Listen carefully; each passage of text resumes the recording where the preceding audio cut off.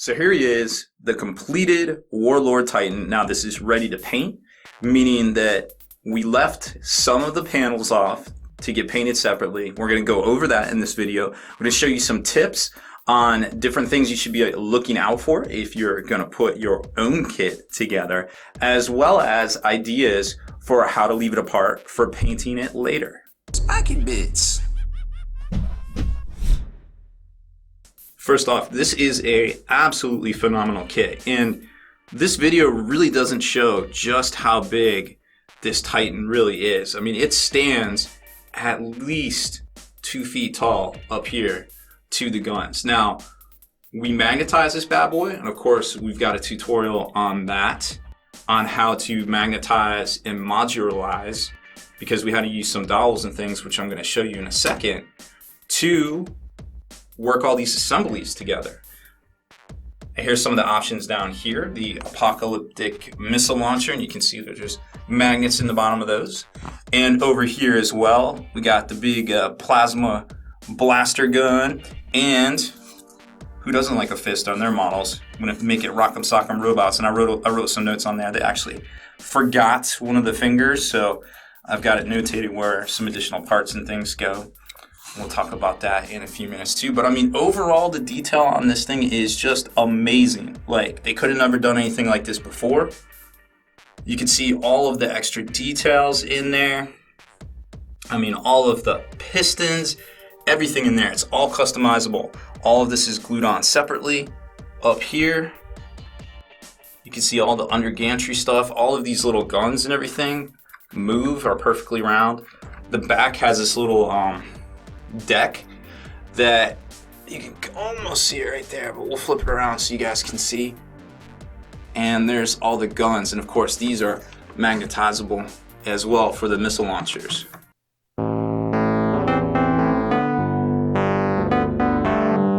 Jumping up to the top carapace mounted weapons, we have the what is this, turbo laser Titan blaster. It's the Titan blaster, which you know, at face value, looks like it's going to go together well. You got the 3 barrels here. They go together with a coupling, socket into here. These 2 pieces go together, and then we're going to figure out, once we get the weight, how to magnetize this, or if it's just going to lock down by itself or not, and a couple of details. And I can already tell that this is going to need to get straightened out with some hot air. So it's all good. I mean, this looks like it's going to go together pretty well.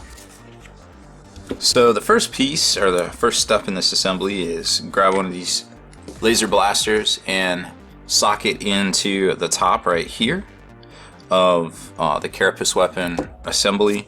It's got the shape right there, so it's really easy to match up. Actually, I guess we can go all the way around this thing with the glue very gently. I don't want to get any on the outside. Now here's the trick to this one, folks, is, let's see, once that gets in there. So while this is drying, which I should probably grab it right there, you're going to notice that there's a mold line on the inside, which I'm not too worried about because these are going to be so close to, you're not actually going to be able to see that. But what I am worried about is this little nub right here, which sockets in to that spot there. We're going to glue that down, and then the other 2 barrels rest into that little recess right there. So that's how it all lines up together. So after you get all your barrels glued on here, you're gonna notice, well, or while you're doing it, is that there's a little notch right there that they can socket into, so it gives you the ability to line this up as you go, so you know exactly how to get these things straight on. The only other thing you really need to know is to set this this actual angle for the Titan blaster. It's pretty easy. I just used the piston angle here. I actually didn't glue those in, but I lined this up and it was pretty good. So I was like, you know what, it can slightly kind of go up, because I feel like in the ready position these would be up and then kind of angled down.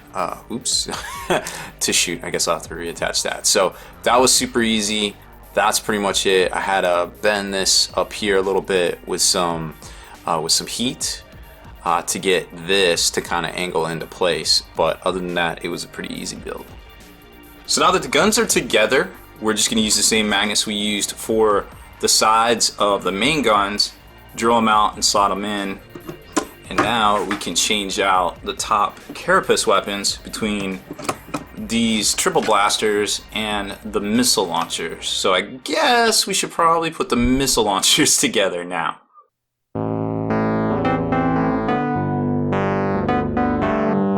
So here's the Super Apocalypse missile launchers that are, again, going to go in the same spots on top of the carapace. And it's a very straightforward kit. All of these little pieces here come on, the little missile tips, come on little separate sprues. I got them all set aside here and cleaned up in my little project box. So we're going to trim all that stuff down, put it all together, not bore you with the details, but I wanted to show you how it goes together. And it's basically a pretty easy kit. And this is even something that you could purchase and perhaps put on like a Rhino chassis or something like that just for funsies. So if you ever get that kind of inkling, they do come two to a kit, so you could have some fun with it. But today we're just going to use it for its conventional use of being on top of a Warlord Titan. So we're making pretty good progress on the missile launchers here, but I wanted to show you guys a little feature that the plastic putty that I always keep talking about is really good at, and that's filling little leftover bubbles and just, you know, gaps in general, not just those big super gaps that we've been filling on this thing, but just these little things too that are imperfections in resin. Like if we had this stuff when the fine cast was around, man, I'll tell you what, it would have been a whole different ball game. So the easiest way to do it is just kind of splatter it on here, kind of mush it down in the little hole, and then we're gonna give it some time to congeal and then come back and scrape it off. But it should super fill, and there won't be any regression or any retraction of material there. It'll just shave completely across and flush just like it was naturally full. It's pretty awesome stuff. I cannot recommend this Vallejo plastic putty enough. And there's the finished product. Not too shabby. Took about 30 minutes, maybe 45 minutes to do, drilling out and putting in the magnet right there. But like I said, they're sold in pairs, so you could do some dope conversions or just use them how they are. It took a little bit of effort to put those little missile tips in there, but there's a little socket in there. It's pretty easy. Once you get it going, you start seeing how it goes. They kind of just assemble themselves, really.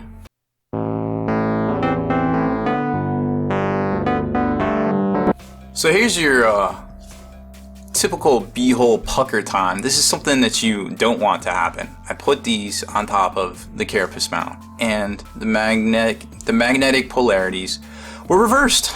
I don't know how it happened. I triple checked it, but you know, players mess up. So the easiest way to get in here, if you catch it quick enough, is a lot of times it's still wet underneath the magnet. So what I'm going to do is I'm going to take my pilot hole pin vise and I'm going to drill a hole down perpendicular to the magnet as far down as I can go, the same depth as the magnet right there. Okay, so what that's going to do is give me a little pivot for my solid seam scraper right here to try to get up underneath. This is metal, so it'll attract force. I'm going to try to get up underneath there and get that magnet out. Flip it over quick, because remember, hopefully it's still wet. Then I'm going to use a paper towel to dab it down. This is going to be quick. I got to move fast here because I may mess it up. And I can't get that down there. So we're going to drill this out a little bit more. But this is an easy fix. As long as I can keep everything flush with the magnet, I can fill this hole with plastic putty, so I'm not even worried about the hole. Like, it'll gain its strength back. That ain't even gonna be a thing. But I need to get in here and get this magnet up. And I need to do it fast. Fortunately, this particular seam scraper right here is the seam scraper itself runs the full tang of the blade. So with any luck, I can pop it out just like I did. And if I work quick, I can flip it down before anything happens. Scrape it off.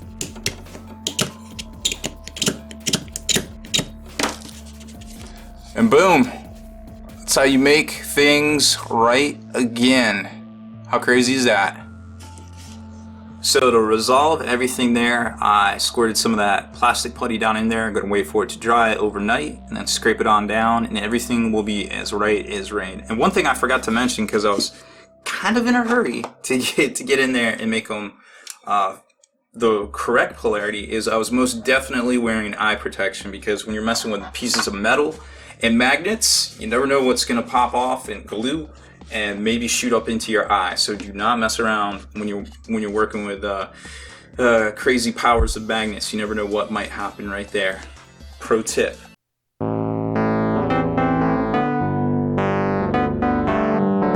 Alright, so next up is going to be the head, and it actually looks like it's very easy to do. Everything just kind of slots together here, planes together, trimmed all the pieces off. And what's really cool about this model is that you can slot the crew in later on. So I'm going to leave those out to be painted, because we know once you glue them in there, you're not going to get them painted. And the top actually does not glue on either. It's designed to be set right on top of the carapace. So we're going to use some wooden dowel technology. I've drilled my pilot hole here just very slightly. First I marked it, and then I went in there and notched it a little bit more. We're going to use a 1/4 inch dowel and slot it in using the tension of the wooden dowel, and that's because the back of the Titan, or the body, is actually so hollow. So once I get in here, I'm going to line it up, so make sure I'm on the right plane, which is hard for you guys to see, but I assure you it is there.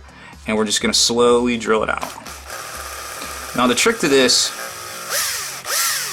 is going slow and keeping constant pressure, but also keeping your drill on low. So always make sure that your drill is on the lowest setting it can, so even if you screw up, it doesn't get away from you too bad.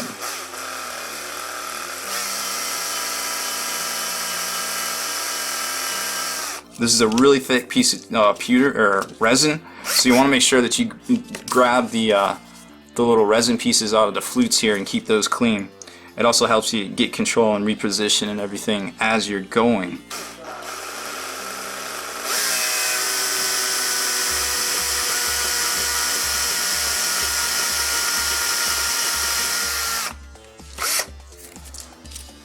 So you don't have to go too deep there just to get a nice clean fit. Now I'm going to use this to go mark off the neck socket over on the Warlord Titan itself, and also to hold while I'm assembling the rest of the head around this particular piece here. But it's a lot easier to do it now than to do it after I've glued all this stuff together and it's trying to cure. This actually turned out to be a really cool kit to put together. Now there is a little bit of a gotcha. Make sure you follow the instructions, because I don't think I could have put it together without doing that. You have to put the left and right fuselage together, or chassis, the floor, and then you attach the back hatch piece here, and then this, the cowling, comes on like that, and then all the wires attached separately. Now the really neat thing, like I was saying in the instruction portion, was that you can attach the princeps, or paint them separate, and then as little moddery dudes and things basically slot in down there when you're done with them. So that's pretty neat. And then the whole thing is covered up by this little cover here that sits right on there. So it's pretty neat. It's a neat little head, and obviously you can buy it separately. So if you wanted an objective or something for your games, you could have it like wrecked or something like that. But it's a pretty neat little kit. I was really surprised. They did a really good job with it. It's super detailed. You can see all of the gears and levers, intricate systems of pulleys and different things in there. And I can't wait to actually jump in and paint some of this.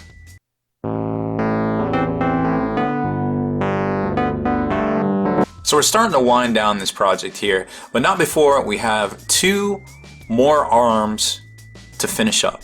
The first one is going to be the brand new Plasma Sun Fury Annihilator, which is basically just like a super big plasma gun. Now there's one gotcha here that I can tell you right off the bat, because it threw me for a loop when I was cleaning it, is these little cowling bits actually don't exist. They're already part of the model. So I guess they forgot to go back. They changed the design and forgot to go back and update the instruction manual. So don't freak out trying to find those. They're already part of this. And as you can see, I've already gone ahead and magnetized the joint where we're going to be attaching these, which we already saw. So more easy game, easy life here. We're just going to assemble it together. It's about 15 different steps here, but they're all seem to be very simple assemblies. So I'm going to jump into that Well, first gotcha I can tell you about this particular weapon is you're going to need some clamps to get all 4 of the coil pieces around the central assembly right there of the barrel, and you want to make sure that you get it all lined up flush back here so that it can go on to the next piece, which I already showed you, which was where those cowlings were. So that basically goes on the back right there. We're going to get to that next. I'm going to actually give this a little bit of time to dry and start working on that back piece, and then hopefully, you know, the 2 assemblies will just go together. But don't be afraid to get in here and clamp these down. Everything needs to be flush and plumb, all in the same, you know, parallel direction down the barrel of the gun. Biggest plasma gun in the history of ever. This thing is easily 13 to 14 inches long, and one of the most detailed parts of the Titan. This thing is pretty cool. Like, I didn't see it coming, but once I got it together, I was like, dang, this thing's dope. So check this out. This is a gotcha real quick. This is the fuel canisters. They're supposed to go on the outside supposedly, so this is going to be the left arm right here. So I lined all that up. All these pieces here might need a little heat to get them to line up. There's a substructure here that goes into 2 more structures to form this wire assembly into the back here. Now, as far as parts go, I already showed you all this. This is all one continuous part except for the canister tops and then this rear coil kind of thing. But check this out, in the manual, it's even more confusing. That I didn't realize it when I was hitting you all up earlier. So they have a bunch, not only do they have the cowlings as separate pieces here, they also have this plasma injector piece, this reaction ignition piece as separate pieces. These are actually cast into this assembly right here. So literally this whole thing, this whole assembly minus the wires and this back piece right here is one piece. So be careful when you're like, if you do get this, the instructions are definitely wrong. I'm going to email Forge World and let them know that. But we're smart enough to figure that one out. I feel like had to use a little heat on these wires going up front, a little light heat, and on the sensor right there just to get it so it would lock into this ring right here and also go perfectly parallel to the barrel right there. So it took about an hour to make this, but it was definitely well worth it. This is probably one of the most detailist, piece with the most detail I've ever seen on a Titan.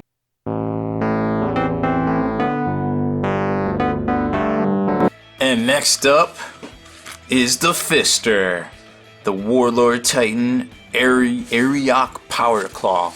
This thing's kind of neat because you can make it with just normal fingers or you can do the claws. I think for this, because it's not really chaosy, we're going to go with normal fingers, so we're not going to use the claw tips. Here you can see the exploded view. Doesn't seem like too much to it, just some piston action with some little knuckles and things. Then up here you've got various armor plates and then the little stubby elbow pivot to lock it in to the Warlord itself.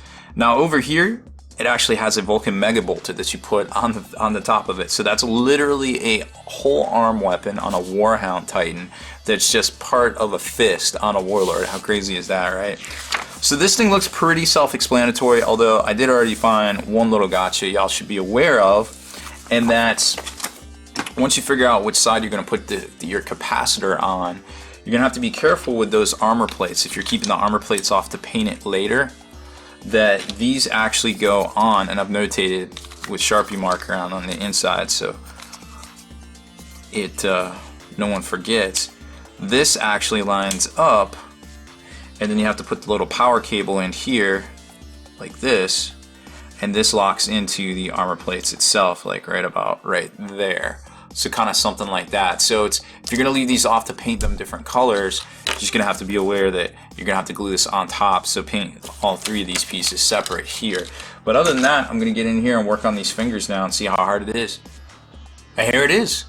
Easy peasy. Went together pretty well. Just lots of parts in here and dry fitting just to make sure we get the right grip. Wanted to do that making a fist kind of thing, but there wasn't a lot of room out here with the thumb, so I think it turned out pretty well. And then I got the notes right there for where everything lines up on the armor plates.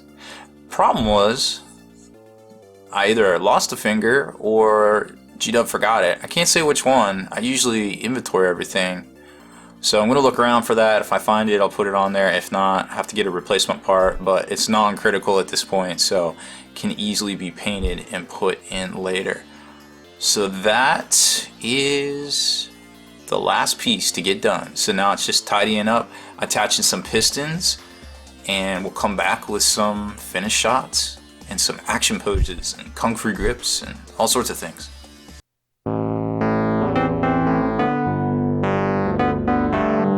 So like I was saying, everything on here is 100% interchangeable, and we did a tutorial. We're going to show you how to do it all on this particular model because I actually changed up. In the middle of the tutorial, I had to add some extra stuff here. I went ahead and added an extra 3/8 inch diameter magnet on the top of the weapons because I noticed that they weren't hanging in when I put this one on. Now this is super huge. This thing is just a chunk of resin, and it wasn't hanging in there. So I was like, well, I guess I need extra support.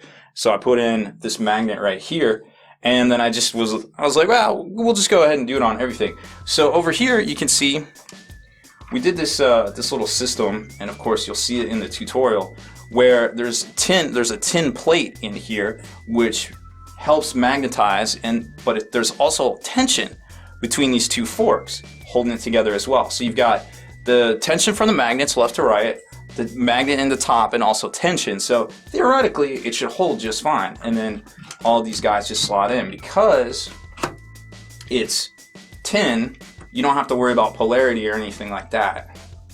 This tends to slide a little sometimes. Just have to, there it is. Just have to kind of work it, and then you can flip it up and it'll hold, so you can do rock'em sock'em robots. Of course it doesn't want to today.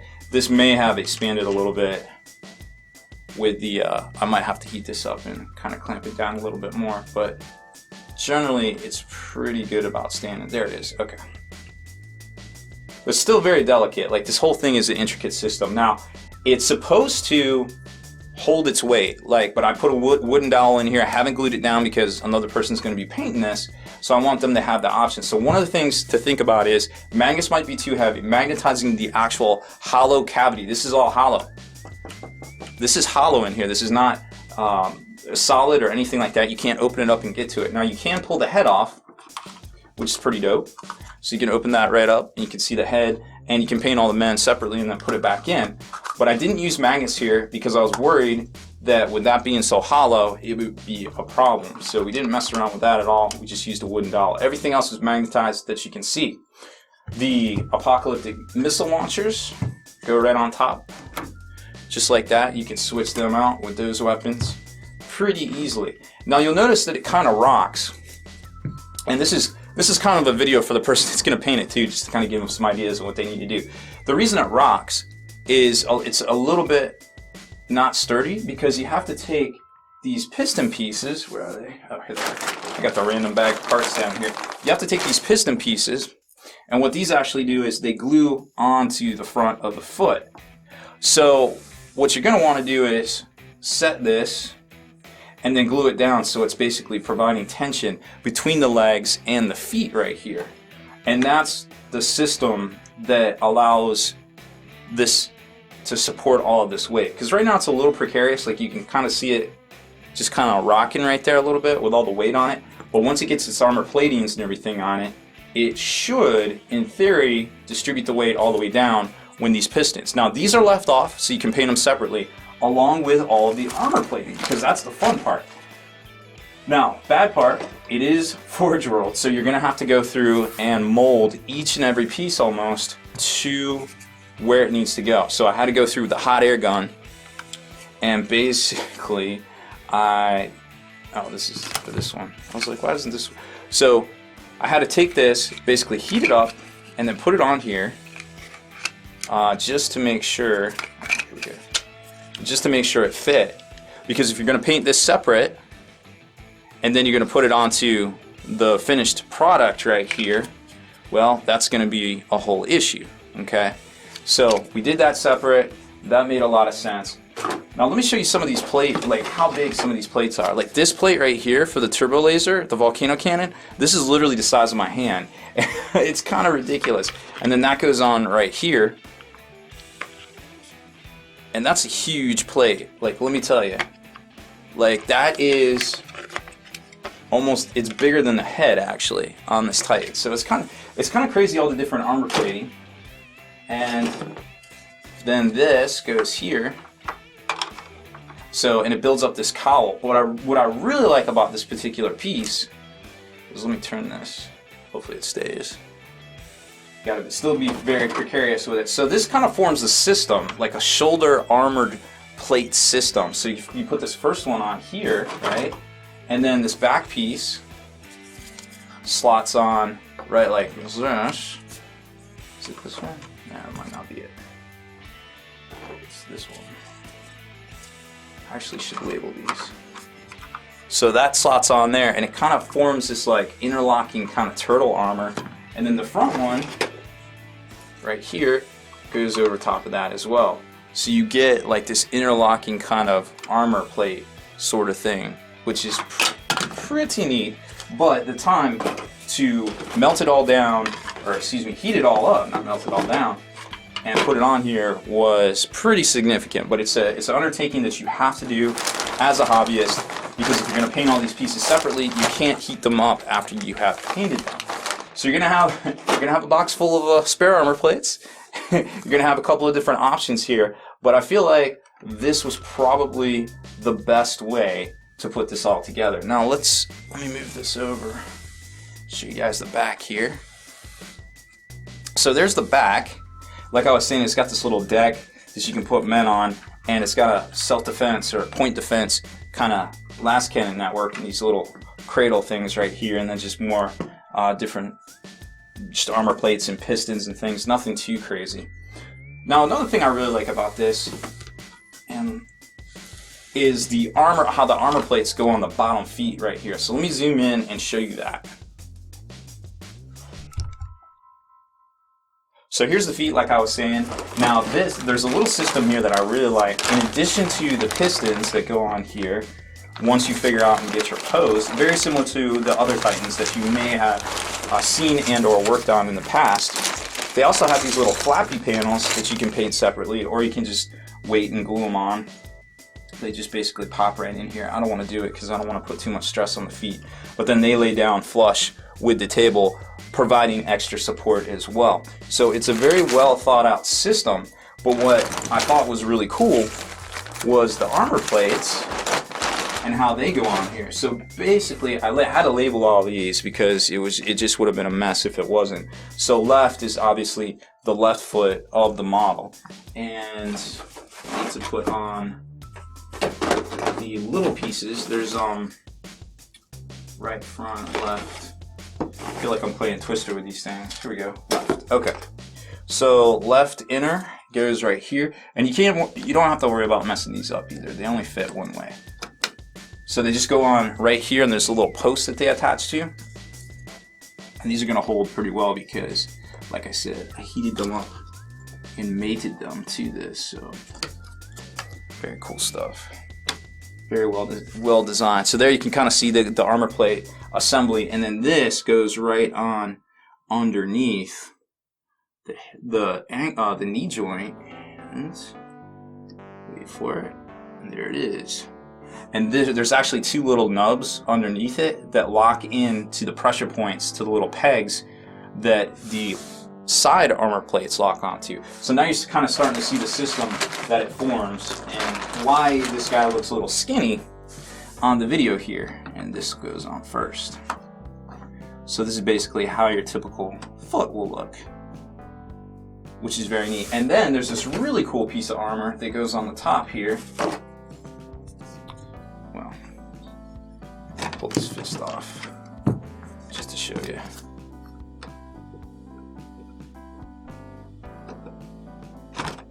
Yeah, nothing's gonna work.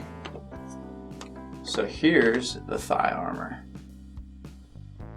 and that's basically how the leg will look once we get it painted up and all the panels glued on. So now it kind of starts to transform into this ginormous armored machine of death, aka the City Killer. Deleted scenes, bonus content, and all the interviews and post-game wrap-up videos can be located in the Hall of Veterans on thelongwar.net.